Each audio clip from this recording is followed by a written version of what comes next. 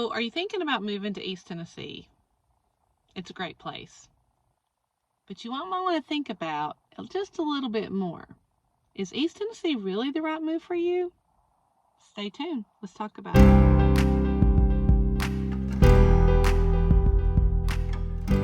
So, for those of you who are new, I have lived here in East Tennessee for most of my life. I grew up in a small town called Athens, which is 52 miles to Knoxville, 52 miles to Chattanooga, right smack dab in the middle. And now I currently live in Knoxville, Tennessee, and have for many, many years. And I did move to Utah for about 5 years, and then I came back in 2019, and I've been here ever since.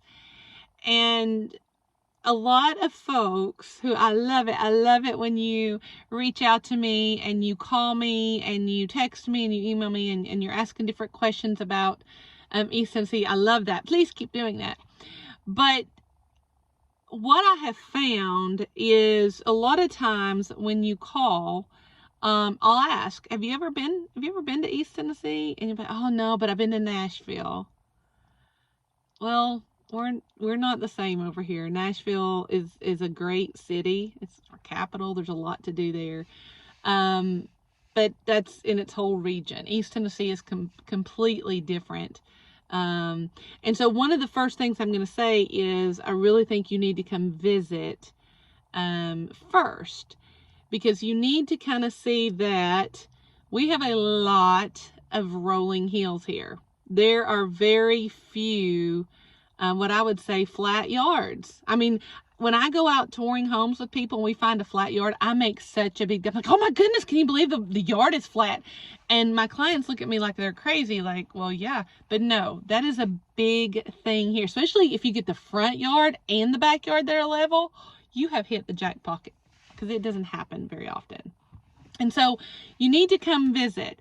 Another thing you'll be surprised about is if a lot of people will say, well, I don't want to live near Chattanooga and I don't want to live near Knoxville. Now, I get it. A lot of people think of Chattanooga and Knoxville as big cities, okay? But Knoxville, we have here what is called an urban sprawl. And so, yes, there's a downtown part, but then there's this area that's still considered Knoxville that is not city-like at all. I live in Knoxville. I live on a half acre in a neighborhood. As a matter of fact, we got skunks going on like crazy right now, and there's houses everywhere, so I don't know what all that's about. But anyway, so there's even lots of farmland. I mean, I can go maybe 3 miles down the road, and there's tons of farmland and cows and horses and sheep and donkeys and all of the things. So you won't know that unless you visit. And the further away you are from a major city like Knoxville or Chattanooga, the more rural, the more land, the more farmness you're going to be able to see. That's probably not even a word. But you're going to be seeing it the further away that you are. And so when you're driving to places like to the grocery store, to the post office, to the pharmacy, whatever, it takes you a lot longer to get there. As I have said numerous times before, a country mile is different than a city mile. Now, distance-wise, yes. Time-wise, no. Because you're going to go around curves, you're going to go up hills, there might be a tractor, there might be a deer in the road, all of the things. And so it's going to take you, I would say, about time and a half to get to these places more than what you would normally take. Maybe even double time. Because again, driving to these cities, driving to where there are stores and shops and things is going to take you longer. Well, you on the map, it doesn't look like it's that far away. You come to visit, you will see that it is. A third thing that you might want to think about is Tennessee really for me is, and some people love this and some people don't. But you're going to be surprised by I don't know how else to say it, the lack of permits that are needed here. Well, again, some people love that. Some people are like, well, great, I can do whatever I want to. And within reason, you usually can. If you're going to be in the city limits, there is a more strenuous permit process, but probably still less strenuous than what you may be used to.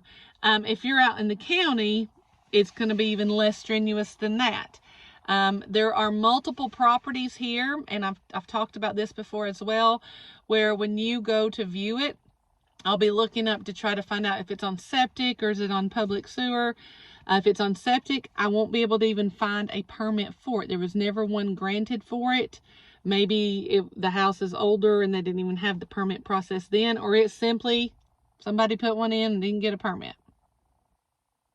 A septic system where your waste goes and there's no permit. I would say more often than not, properties that I show, there will be no permit found. And so we have to disclose that. We have to disclose, hey, I've looked, I've contacted the state, there's no record of it. Doesn't mean you won't ever find it. You just have, there's no permit of it being put in. There's no map of where exactly it is.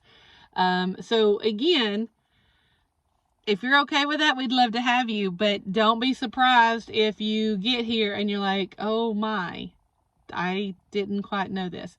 I've also had a lot of people who have come, they visited, they bought a house, and after about a year, I don't think this is for me after all. I don't know why. I try to be completely transparent about everything. I've been told by a dear family that I love, they said, well, you know, I just never felt like I belonged in this small city that they moved to. They wanted the smaller city, and they got there, and it wasn't quite what they had as far as their expectations. And so they ended up not moving back to where they came from, but they ended up moving to another state.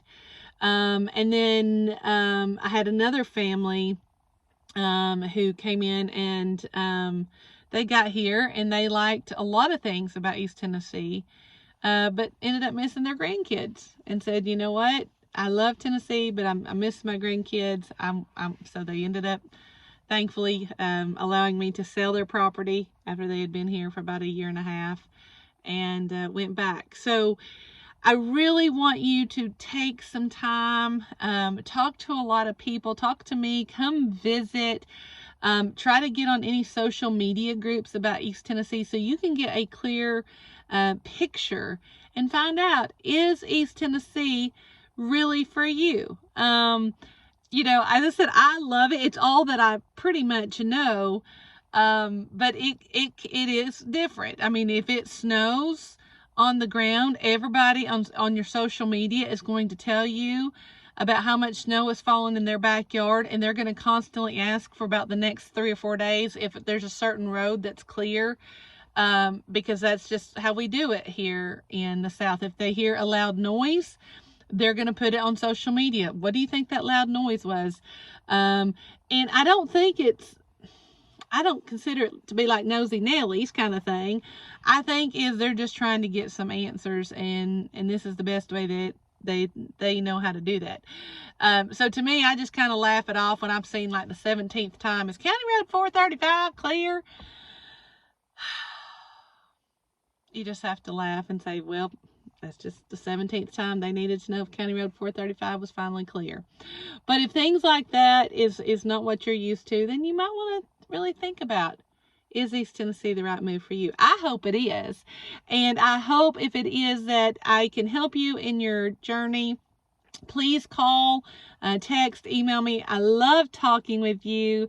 And if you are one of my faithful followers, thank you so much. Thank you for always commenting and sharing my videos with others. That means so much to me. And I hope you will continue to do so with this video. And until next time.